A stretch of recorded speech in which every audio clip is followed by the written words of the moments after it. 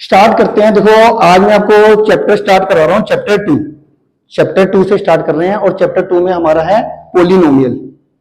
तो पोलिनोमियल की अगर मैं बात करूं तो हमारे पास पोलिनोमियल अगर हमने 9th में पढ़ा हो तो 9th में वही थोड़ा सा रिवाइज कर लेते। पोलिनोमियल के अंदर हमारे पास इस तरीके की फॉर्म होती है।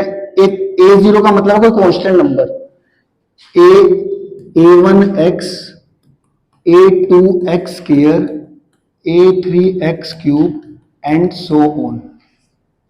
यहां पर a0, a1, a2, a3 ये क्या है? कांस्टेंट है, मतलब नंबर्स। ठीक है, तो ये हमारी पोलिनोमियल होती है। इस पोलिनोमियल में अगर आपको 9th में याद हो तो हमारा मेजर ध्यान किस पर होता है कि जो वेरिएबल है, इन वेरिएबल की पावर जो होनी चाहिए होल नंबर होनी चाहिए। कोई भी ऐसा वेरिएबल ना हो जिसकी पावर होल नंबर ना हो। एक भी ऐसा वेरिएबल दिख जाए जिसकी पावर होल नंबर नहीं है। होल नंबर तो पता है ना, होल नंबर हमारे क्या होते हैं? 0, 1, 2, 3, 4, 5 अप टू सो।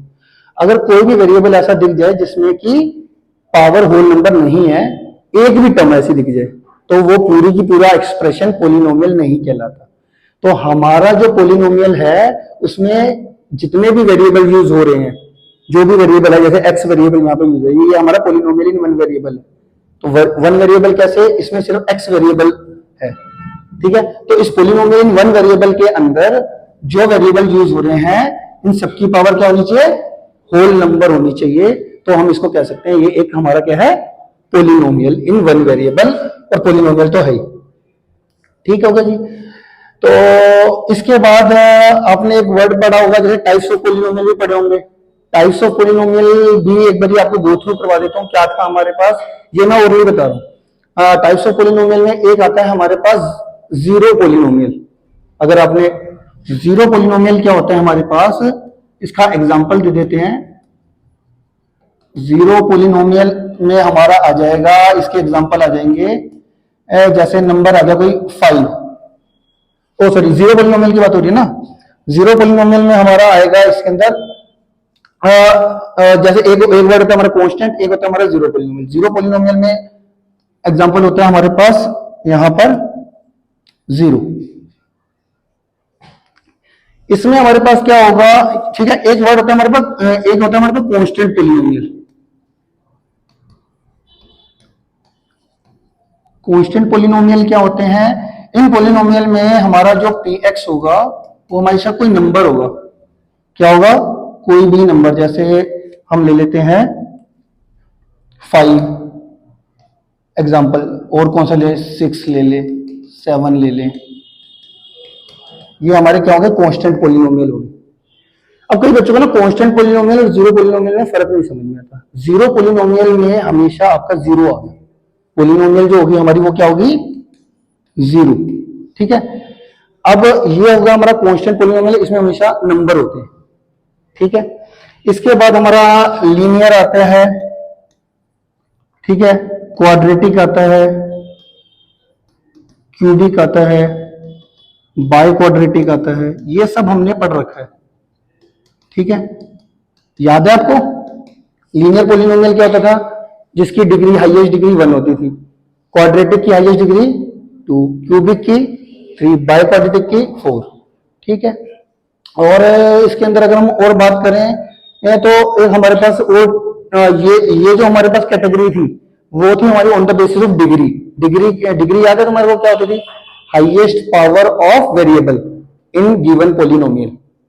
डिग्री क्या था हमारे पास? Highest power of variable in given polynomial. जैसे कि मान लो हमने क्यूबिक बोला तो इसके अंदर हमारा x³ plus x² plus x आ गया। अब इसके अंदर अगर मैं देखूं हाईएस्ट पावर ऑफ वेरिएबल कितनी आ रही है? 3, तो इसलिए हमारा क्यूबिक। अगर ऐसी हाईएस्ट पावर ऑफ वेरिएबल यहां पर देख लेते हैं 2 हो गई, तो ये हमारा क्वाड्रेटिक। लीनियर में हमारी डिग्री कितनी होती थी? 1। ठीक है, बाय क्वाड्रेटिक में क्या होती थी? कुछ भी ले लो। तो ये हमारा डिग्री बेसिस पे था। डिग्री बेसिस पे टाइप्स ऑफ पोलिनोमियल ये होती थी। ऐसे ही हमारे pass on the basis of terms की बात करते थे तो हमारे पास आता है एक मोनोमियल पोलिनोमियल। मोनोमियल क्या होती थी? जिसमें एक टर्म होती है। ऐसी हमारी कौन सी होती थी? दूसरे वाली बाइनोमियल। बाइनोमियल में कितनी होती थी? 2 टर्म। तो मोनोमियल अगर मैं बात करूं, मोनोमियल में हमारा अगर मैं एग्जांपल लूं तो हमारे पास जैसे मैंने ले लिया 3x, ये एक टर्म आ गई। ऐसे ही बाइनोमियल में कितना होगा, मेरे पास दो टर्म आ गई 3x² + 6, ये बाइनोमियल पोलिनोमियल होगी। ऐसे ही हमारे पास क्यूबिक में सॉरी ट्राइनोमियल में क्या होता था, हमारे पास 3 हो जाती है, x² + x + 7। मेरी बात समझ में आ गई। तो ये हमारे पास क्या है, ये इतना हमने 9th में पढ़ा था, ठीक है जी। इसके बाद स्टार्ट करते हैं। इसके बाद हमारे पास जो इस समय का कॉन्सेप्ट है वो क्या था, हमारे पास सबसे पहले टॉपिक का नाम था geometrical meaning of zero for polynomial. Topic का नाम क्या है, ज्योमेट्रिकल, लिख लो उसको जरा, geometrical meaning of zero of a polynomial.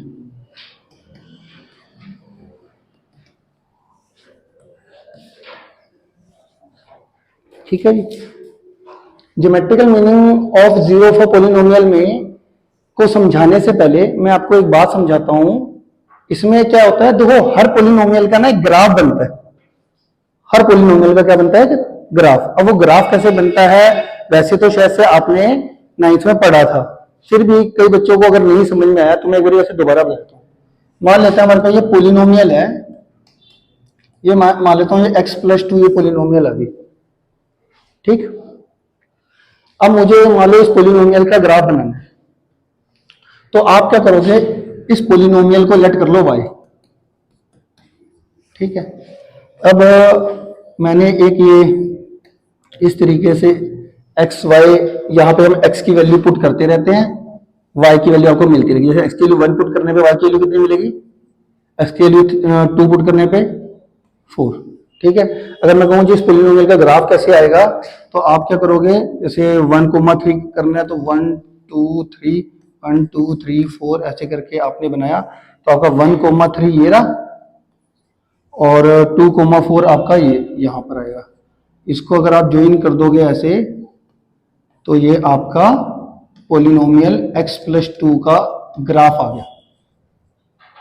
समझ में आ गई मेरी बात, ग्राफ कैसे बनाते हैं। वैसे ग्राफ आएगा नहीं आपको, ग्राफ में आपको देख के बताना होता है, मगर ऐसे बनाने को जनरली इस साल आपको आएगा तो दूसरे किसी चैप्टर में आएगा, इसमें पोलिनोमियल में नहीं। तो आपको पोलिनोमियल का ग्राफ बनाना आ गया, ठीक।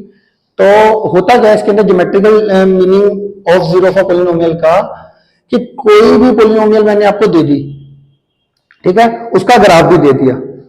उस ग्राफ पे देखने के बाद आपको इसमें सबसे पहले बताना है कि इस पोलिनोमियल की इस ग्राफ को देखकर आपको पता चल रहा है कि भाई कितनी जीरोज हैं, इसकी कितनी जीरोज है। तो हम कैसे बताते हैं कि मान लेते हैं कि ये पोलिनोमियल किस वेरिएबल में है, x में, तो इसका जो ग्राफ है ये x एक्सिस को कितने पॉइंट पे इंटरसेक्ट कर रहा है।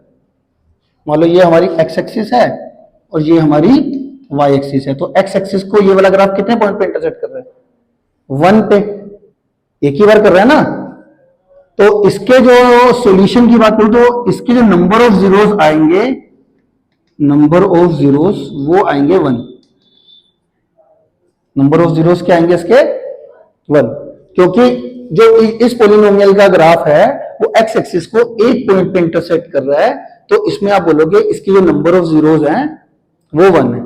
इसी तरीके से मैं वैसे ही अपने आप ही ग्राफ ले लेता हूं, जैसे मान लो मैंने यूं ले लिया, ठीक है जी, मैंने ये यूं ले लिया, अभी फिलहाल मैंने x एक्सिस यहां तक बना दी मान लो। तो अब ये जो पोलिनोमियल है इसका ग्राफ मैंने ऐसे बना दिया। अब आपको x एक्सिस पे कितने पॉइंट पे इंटरसेक्ट कर रहा है, एक यहां पे कर रहा है, एक यहां पे कर रहा है, तो इसकी जो नंबर ऑफ जीरोस होगी वो कितनी होगी, 2 हो गई। ये बात समझ में आती है मेरे को, ठीक है। तो हम ग्राफ को देख के ये बता सकते हैं कि ग्राफिकली अगर मैं बताना चाहूं कि भाई किसकी कितनी जीरोस है, तो आप बता दोगे कि ग्राफ को देख के, सीधी सी बात है, पोलिनोमियल का ग्राफ देखना है और ये देखना है कि वो x एक्सिस को कितने पॉइंट पे इंटरसेक्ट कर रहा है। जितने पॉइंट पे इंटरसेक्ट कर रहा है उसकी उतनी जीरोस होगी। क्लियर हो गया। तो आप ग्राफिकली ये देख के बता सकते हो कि भाई इस पोलिनोमियल की कितनी जीरोस होगी। इतना समझ में आ गया 100%। अच्छा जी, इसको स्टार्ट करने से पहले जो मैं वर्ड बोल रहा हूं जीरो ऑफ अ पोलिनोमियल, ये 9th में हमने पढ़ा था। फिर भी एक बारी जीरो ऑफ अ पोलिनोमियल का मीनिंग अगेन बता देता हूं, कई बच्चों को पता नहीं है। मान लो तो ये पोलिनोमियल है, तो यहां पर अगर मैं बोलूं इस पोलिनोमियल की क्या जीरो है, तो 9th में हमने तो पढ़ा था। है कोई बच्चा जो बता दे? -2। हाँ जी,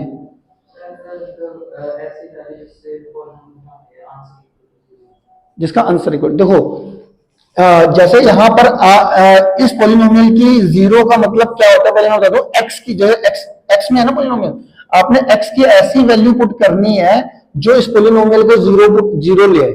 ये इस पोलिनोमियल की वैल्यू कितनी हो जाए? जीरो। तो मेरे को ऐसा लगता है वो है हमारी एक्स की वैल्यू -2। -2 अगर मैं यहां पे पुट करता हूं तो ये पोलिनोमियल जीरो हो जाएगी, हो जाएगी। तो मैं ये बोल सकता हूं एक्स की value -2 is a zero of this polynomial.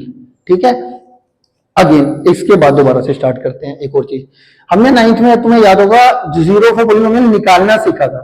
खासतौर से 9th में हमारे पास क्या था, लीनियर पोलिनोमियल थी। तो लीनियर पोलिनोमियल कैसे निकालते थे?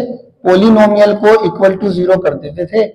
जैसे x+2 को इक्वल टू जीरो कर दो, इस पोलिनोमियल को इक्वल टू जीरो करके x की वैल्यू कितनी आई? -2 आ गई जी। तो -2 जो है इस पोलिनोमियल की जीरो होगी। मेरी बात क्लियर है? आ गया समझ में? जीरो फॉर पोलिनोमियल को अगर मैं एग्जैक्ट अगर डिफाइन करूं तो क्या होता है यहां पर, the zero of a polynomial, ये क्या होता है हमारे पास, the value of X for which polynomial gives zero value, जो एग्जैक्ट लिखा जाता है। ठीक है जी। तो पहली एक्सरसाइज जो हमारी है वो है ज्योमेट्रिकल मीनिंग ऑफ जीरो पे, कि आपने ग्राफिकली देखना है और ग्राफिकली आपको देख के बताना है कि भाई ये ग्राफ तो आपको दिए होंगे पहली एक्सरसाइज में, सिर्फ आपको बताना है कि भैया ग्राफ को देख के कि नंबर ऑफ जीरोस कितनी आएंगी। तो आप एनसीईआरटी की पहली एक्सरसाइज खोलो एनसीईआरटी की जरा, और उसमें देखो कि ग्राफिकली कि किसकी कितनी जीरोस है।